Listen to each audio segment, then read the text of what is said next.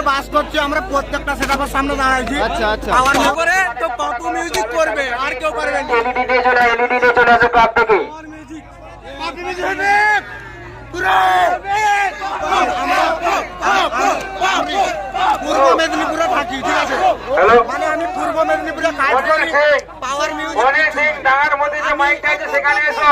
Papu music Anil Singh আমি মাইকের কাছে এসো।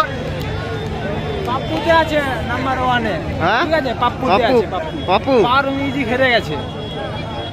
কম্পিটিশনটা হলো হচ্ছে পাওয়ার ভার্সেস পাপু মিউজিক। কোন সেটটা ভালো হয়েছে?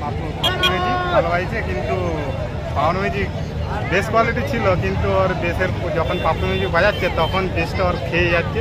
মানে পাপু মিউজিকে বেসের প্রেসার আর বেশি, এইটাই পাওয়ার মিউজিক সেই বেসটা ঠেলতে পারছে না। খেলতে পারছে নিকো পাওয়ারের। আর এটা পাপুর এইটাই ডিমান্ড বেড়ে গেল। পাওয়ার মিউজিক মানে তিন জায়গা চেঞ্জ করতে হয়েছে, মানে যেতে মানে থমকে গেছে 3 জায়গা। এইটাই পাওয়ারের। তার মানে এটা এসে পূর্ব মেদিনীপুরে একটা সেট পশ্চিম মেদিনীপুরে আসলো এবং এসে সে হেরে গেল।